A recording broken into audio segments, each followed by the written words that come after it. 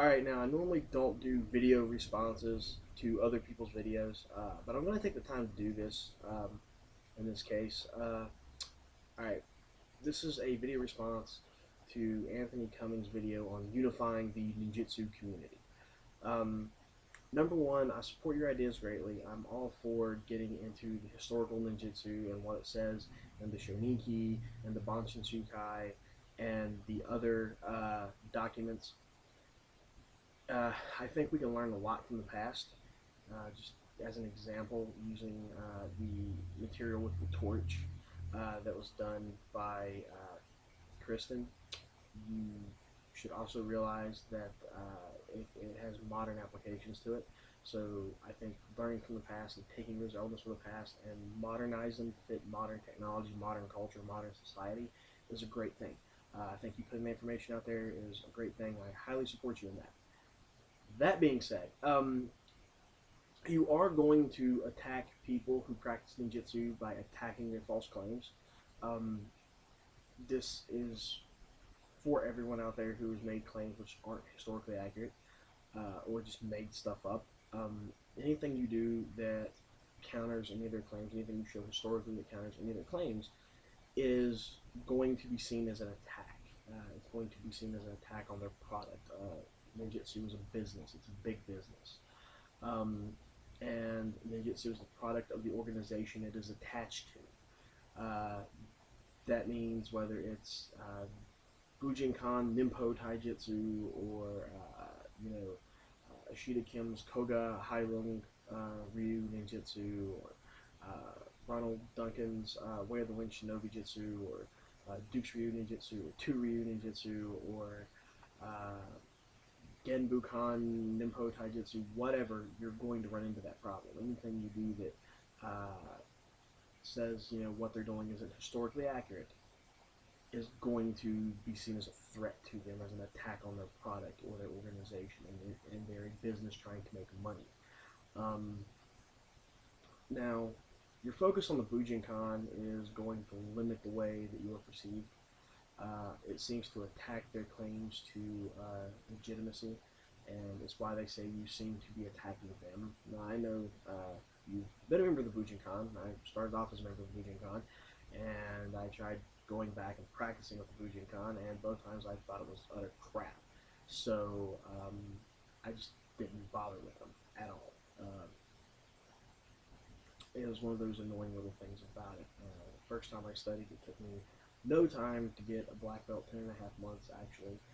But I was already coming from a background in karate and sport judo and sport jiu-jitsu, and so yeah, I already knew a lot of the same techniques they were teaching me. I just learned them from other sources. So the jiu-jitsu didn't really help me a lot. Stuff I wanted to learn about stealth, evasion, the weapons, stuff like that, they never touched on. Now, like I said, your focus on the Bujinkan is somewhat limited. I think you should get out there and look at every, well, maybe not every, but try to look at everybody out there, every major person, everyone who has published a serious book on ninjutsu. Look at their material and go from there. Not just limited strictly to the Bujinkan. Hell, actually, you could write a book on it. Now, the last thing I want to talk to you about is this. Like I said, no, well, before I get to my last thing, I'm going to say this. You cannot unify competing businesses in the market that we're in. If the economy was better, maybe, yeah, sure, but it's not going to happen. Nobody's going to get out there and say, well, these guys are strong at this, these guys are weak at this, these guys are stronger at this, and skip from different things. They're not going to do that. They're going to get out and push their product and try to hard sell you, and that's it. And Bujinkan guys are really great at this. They even become their own competition in a lot of respects, adding other martial arts to their ninjutsu and running off calling it something else, but then at the same time back there poking fingers and saying, hey, if you guys for the Bujinkan support me and my other little martial art I made up, I'll support you as your legitimacy. And it's a big market clusterfuck, especially for the consumer. You're not going to undo and unify them no more than you can unify Ford, Toyota, Honda, Chevy, Dodge, and everyone else into a unified car company. Because just not possible. Sorry. Now, the last thing I was going to tell you is that as a modern ninjutsu practitioner, I fully support the historical research. Like I said, I think we can learn a lot from history. I'm huge on learning from history and fixing the inconsistencies in history. I'm really important with that when it comes to American history. Um, but at the same time, I feel that focus solely on the historical accuracy is unhealthy, and it's impractical for the real world. And trying to force the modernized community of ninjutsu to be historical is somewhat pointless. Now, I'm saying this because I'm coming at you as a modern ninjutsu practitioner. As far as I know, my system goes back to the early 1900s, maybe late 1800s, and that's it. And we didn't even find out we was learning ninjutsu until you reached black belt. It was just referred to as budo, and there was two sides to that budo. Bujitsu, which was the martial art, literally, and then ninjutsu, which was the stealth, evasion, assassination, guerrilla warfare, covert ops type of stuff. Now, as a modernized practicer, uh, I've found things throughout history, throughout different cultures, throughout the world around me, which has benefited my system of ninjutsu, my way of doing things. Um,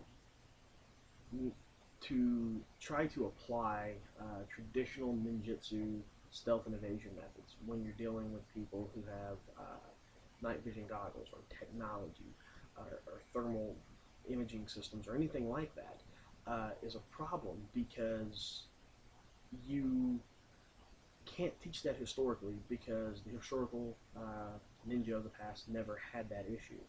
They never had to compete with extremely accurate modern firearms um, or the wealth of information out there for people to learn tactics and other stuff through. Now, to sit here and say that that ninjutsu is not a martial art is great. I agree with you. But as a modern ninjutsu practitioner, I have to teach ninjutsu as a martial art. I have to teach it interlinked to martial arts because there is no samurai culture. There's no warrior caste in my society, and as such, in modern society with no warrior caste, there's no one there that's brought up learning martial arts from a young age that says, "Hey, you're going to go be a ninja. Here you go." It doesn't happen like that, and so you have to kind of teach them side by side. Yeah, I teach ninjutsu as a martial art because it's integrated with martial arts, but it's another side of the martial art. If you want, there's two sides of the coin. There's the nice side that's got George Washington on it for the American border. I don't know if you guys got here in the UK, but there's one side that's got the American, it's got George Washington on it, and it's like, hey, here's the first president. Here's all the great things he did openly.